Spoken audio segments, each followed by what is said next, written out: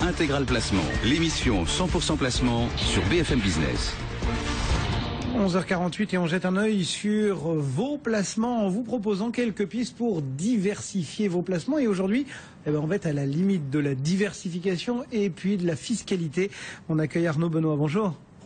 Vous êtes expert à l'Institut du patrimoine et on va s'intéresser bien sûr au marché de l'art puisque c'est une de vos spécialités en le regardant par sa petite lorgnette fiscale avec l'ISF. Alors déjà, pourquoi l'art est-il, depuis sa création, hors de l'ISF? Pourquoi le législateur a-t-il choisi de laisser cette exception culturelle? Alors vous avez raison, je pense que c'est une excellente question. Je crois que c'est très bien de commencer par là. L'ISF, c'est un impôt qui a été créé au début des années 80. À ça, il y a eu deux arguments massus contre l'intégration des œuvres d'art dans l'assiette taxable de l'ISF. Le premier, c'est d'abord le constat d'une aberration, c'est que la nature même de l'œuvre d'art est un actif improductif. Donc taxer un actif improductif reviendrait à taxer un bien qui n'apporterait pas de revenus, et ça, je comprends que ça puisse paraître aberrant. Le deuxième argument qui fait mouche pour moi, c'est que nous aurions, vous savez que la France historiquement a vu naître un très grand nombre d'artistes, de collectionneurs. C'est un grenier en œuvres d'art qui est considérable, et taxer les œuvres d'art à l'ISF, et bien surtout dans les années 80 où les gens avaient beaucoup d'argent, on achetait des œuvres d'art pour des questions sociales également énormément, et bien c'était terrible parce qu'on aurait vu le patrimoine culturel français fuir vers l'étranger, avec certainement une conséquence induite, c'est probablement un non-retour des capitaux vers la France. Dans le cas d'espèce, quels sont exactement les textes qui régissent comme ça la fiscalité des œuvres d'art? Alors, c'est pas tellement, si je peux me permettre, c'est pas ça qui est très intéressant, c'est surtout les conséquences qui vont induire ça.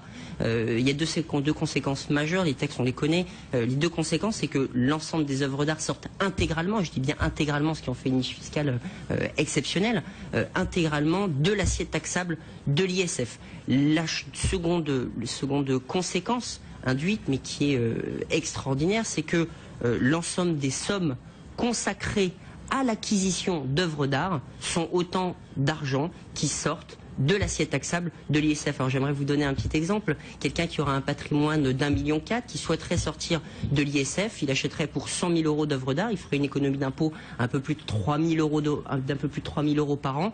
Eh bien, ces 3 000 euros, si moi j'ai bien fait mon travail et que je lui revends cette œuvre d'art dans quelques années avec une plus-value, eh bien ces 3 000 euros par an d'économie viendraient booster son placement, sa rentabilité, sa performance. Vous avez insisté sur le côté non productif de l'œuvre d'art. Enfin, il y a quand même éventuellement la plus-value.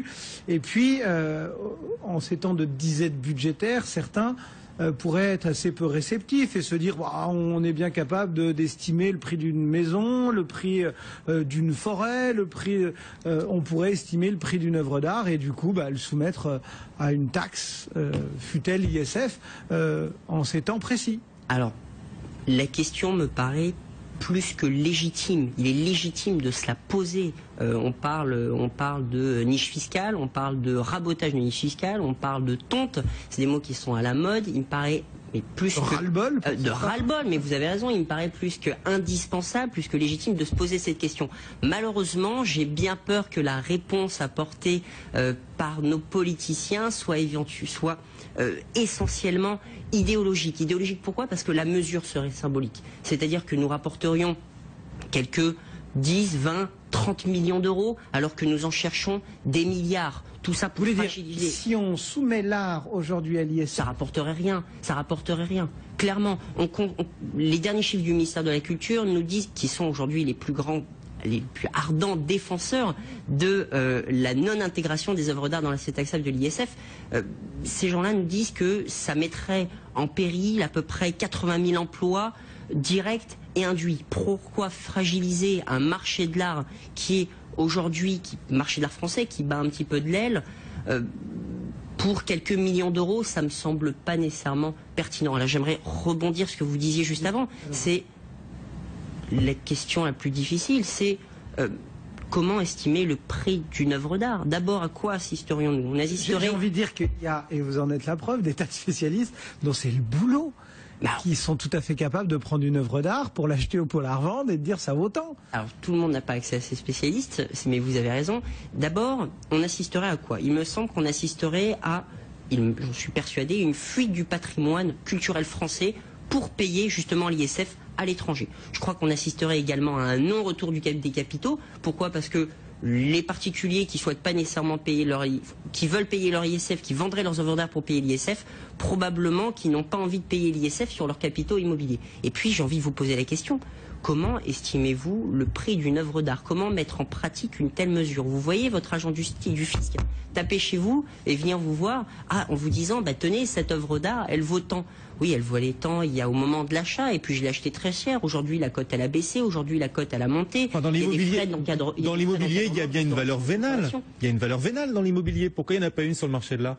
Et je vais vous répondre très simplement, parce que les œuvres d'art sont des œuvres uniques qui placent leurs propriétaires dans une situation de monopole.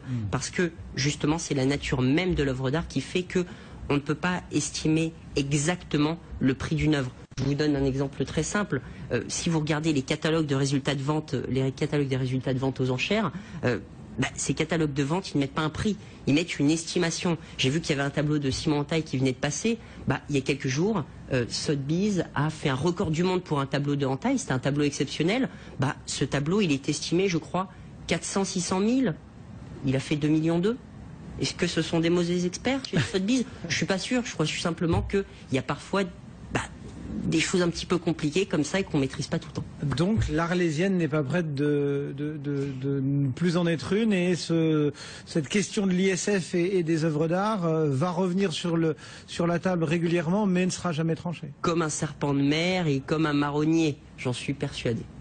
Merci beaucoup pour ce coup d'œil sur l'ISF et le marché de l'art. Arnaud Dubois, expert à l'Institut du patrimoine. Bonne fin de journée. Bonne fin de journée, Cédric.